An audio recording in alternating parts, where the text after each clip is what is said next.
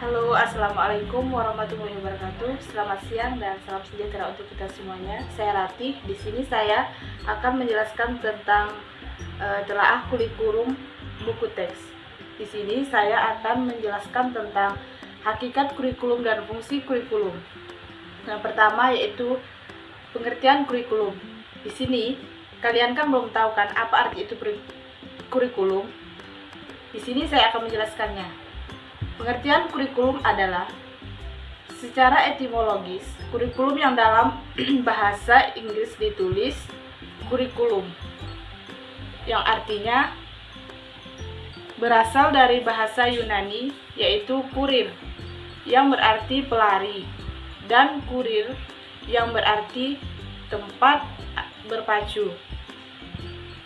Pengertian kurikulum berdasarkan istilah berawal dari makna kurir dan kurire.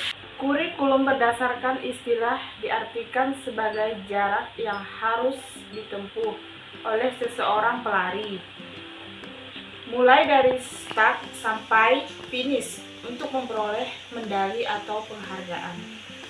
Menurut Peter Olivia, kurikulum adalah suatu program atau rencana yang dikembangkan oleh lembaga atau sekolah untuk memberikan sebagai pengalaman belajar bagi siswanya. Definisi tersebut mengandung dua hal penting yang harus dipahami. Pertama, bahwa kurikulum merupakan program atau rencana yang memuat proyek yang akan dilakukan oleh lembaga pendidikan. Dan yang kedua, kurikulum merupakan seluruh pengalaman atau all experiences. Kurikulum menurut Undang-Undang Nomor 20 Tahun 2003. Menurut Undang-Undang Nomor 20 Tahun 2003, kurikulum adalah seperangkat rencana dan pengaturan mengenai tujuan, isi dan bahan pelajaran, serta cara yang digunakan sebagai pedoman penyelenggaraan kegiatan pembelajaran untuk mencapai tujuan pendidikan tertentu. Nah, yang tadi saya jelaskan yaitu pengertian kurikulum. Di sini saya akan menjelaskan tentang hakikat kurikulum. Hakikat kurikulum yaitu dibagi menjadi 3. Yang pertama, kurikulum sebagai rencana tentang mata pelajaran atau bahan pelajaran. Hakikat kurikulum yang kedua, kurikulum sebagai rencana tentang pengalaman belajar. Dan yang ketiga, kurikulum sebagai rencana tentang kesempatan belajar. Kita lanjut yang kecil, konsep dasar kurikulum. Konsep dasar kurikulum itu dibagi menjadi 4 konsep. Konsep yang pertama yaitu konsep kurikulum humanistis. Pada konsep ini, memandang kurikulum sebagai alat untuk mengembangkan diri setiap individu siswa. Konsep yang kedua, konsep kurikulum rekonstruksi sosial. Pada konsep ini, menekankan pentingnya kurikulum sebagai alat untuk melakukan rekonstruksi atau penyusunan kembali cara kehidupan dan kebudayaan masyarakat. Konsep yang ketiga, konsep kurikulum etimologis.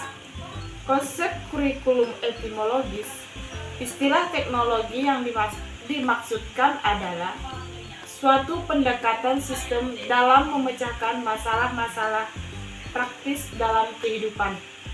Konsep yang keempat, konsep kurikulum akademis.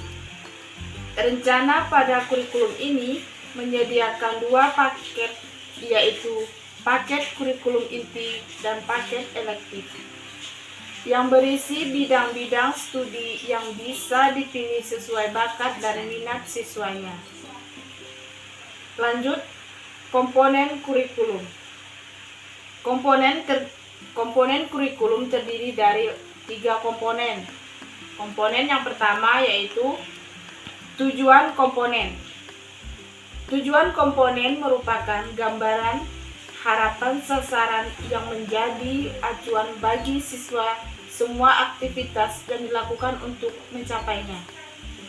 Komponen yang kedua, komponen isi atau materi.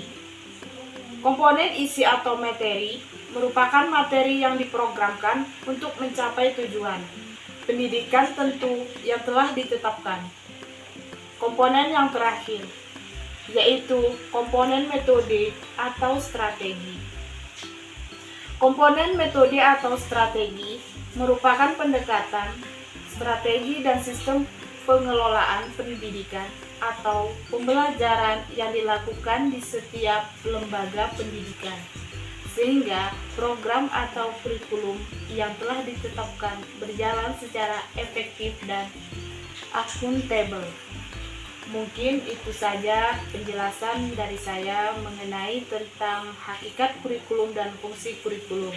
Mohon maaf apabila ada kata-kata yang salah, mohon dimaafkan karena di sini saya masih belajar